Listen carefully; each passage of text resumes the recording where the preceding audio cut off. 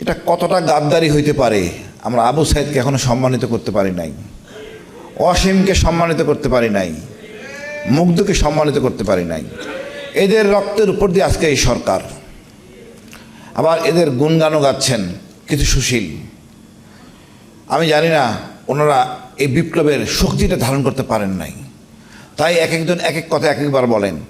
শ্রীলঙ্কা থেকে বলেন উনি সব পরিচালনা করছেন, আরেকজন বলেন আমেরিকার রাষ্ট্রদূত উনি নাকি পরিচালনা করছেন। আমি নিজ চোখে দেখছি এটা সব ছাত্রদের, আর মূল পরিকল্পনাকারী ছিলেন মহান আল্লাহ তাআলা। এটা একটা বিশাল বিজয়, পৃথিবীর ইতিহাসে মনে বিরল। অস্ত্র ছাড়া বিজয়, অস্ত্র ছাড়া বিজয়, হেলিকপ্টারের বিরুদ্ধে, ট্যাঙ্কের বিরুদ্ধে, স্নাইপার রাইফেলের বিরুদ্ধে। আমরা পরীক্ষা দিয়ে সাহসী জাতিতে উপতীর্ণ হয়েছি। এটা যেমন ভারত চায় না, আমাদের সুশীলরাও চায় না। আমাদের দীর্ঘদিন স্বাধীনতার পরের থেকে আমাকে বোঝানো হয়েছে ভারত বিশাল শক্তি, কিন্তু আমরা তা প্রমাণ করছি আমরা আসলে শক্তিশালী জাতি। আমি জানি না বিএনপির সমস্যাটা কোথায়।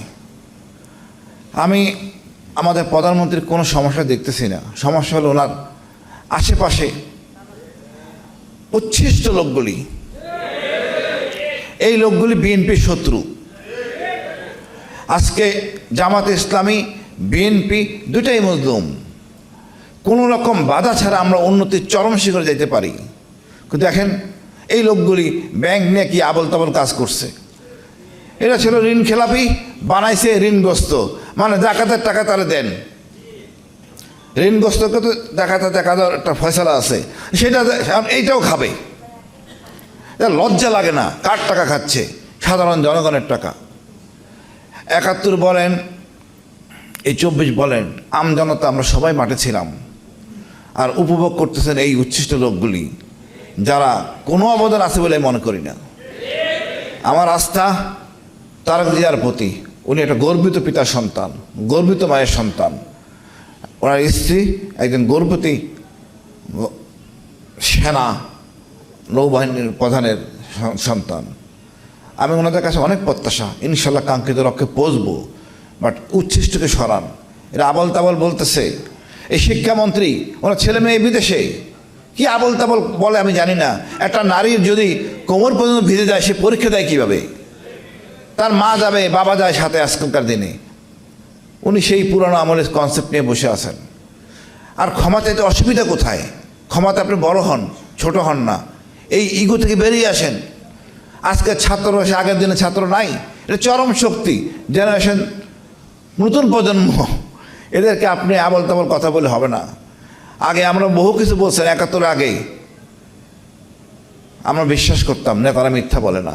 আমরা এতদিনে দেখছি আপনার সব মিথ্যাবাদী, সব বাটপার, সব ভারতের তো ভারত প্রেমে আসক্ত।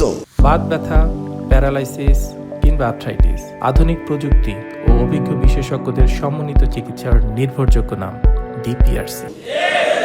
আমাদের এই ধরনের নেতা দরকার নাই। আপনারা আমাদের টাকায় চিকিৎসা নেন বিদেশে, আর জনগণ চিকিৎসা পায় না। আপনাদের কাছে কি বলবো?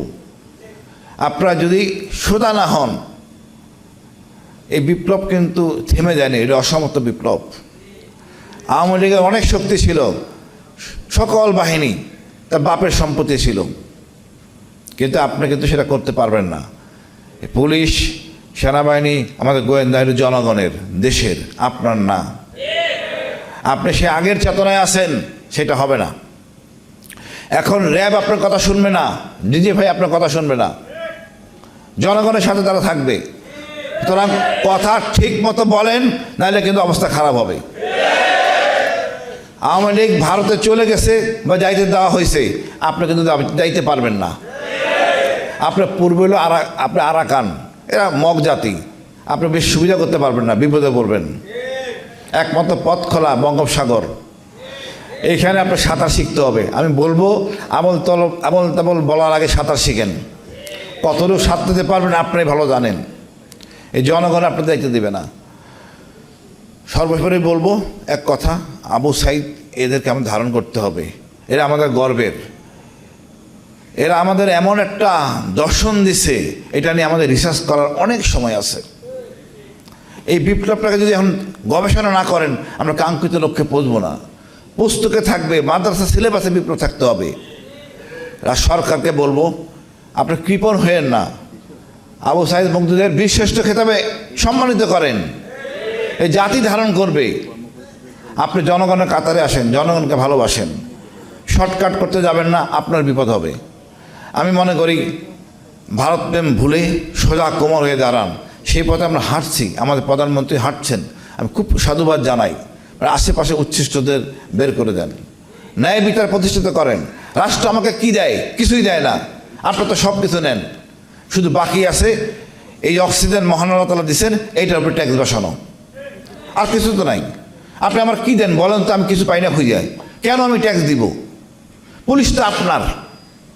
আমি একটা চুরি বা কোনো সুবিধাজনক গেলে পুলিশ এমন ভাব করে মনে হয় মহাবিপদে আমি পড়ছি। পুলিশকে সেবক করার জন্য প্রয়োজনীয় ব্যবস্থা গ্রহণ করেন। এই পুলিশ যারা পুলিশে ঢুকে ভালো ছেলে ছিল, সৎ ছেলে ছিল, পুলিশে ঢুকে এরা সব অসৎ। এরা আপনারা বানান। ঢোকার সময় চাঁদান টাকা নেন, তারপরে তাকে এমন কাজ দেন যাতে সে বাধ্য হয় চুরি চামারি করতে। তা আমাদেরকে আর অসৎ বানাবেন না। আপনারা অসৎ থাকেন, আমাদেরকে ঝামেলায় জড়াবেন না। আমরা ন্যায় ইনসাফের মধ্যে থাকতে চাই। আমরা রাষ্ট্রের কাছে একটাই চাই, ইনসাফ আর ভারতের আধিপত্য মুক্ত বাংলাদেশ। আমাদের যা আছে তা নিয়ে চলবো। সেনাবাহিনীকে শক্তিশালী করব, সমাজ জুড়ে সামরিক প্রশিক্ষণ বাধ্যতামূলক। রাজনীতিবিদরা অনেক কিছু জানেন না, কোনো একাডেমি নাই। আমাদের অনেক পড়াশোনা আছে, সবার আছে, একমাত্র রাজনীতিবিদদের নাই। জনগণের ভোট নিয়ে সরাসরি সংসদে চলে যায়, কি বলে ওনারা নিজেরা বোঝেন না। আপনার দেশপ্রেম সৃষ্টি করতে হবে, আপনার অর্থনীতি বুঝতে হবে, জিও পলিটিক্স বুঝতে হবে। কোনো একাডেমি নাই, এটা একমাত্র বাংলাদেশ। প্লিজ আপনার রাজনীতিবিদদের একটা শিক্ষার আয়তায় আনেন।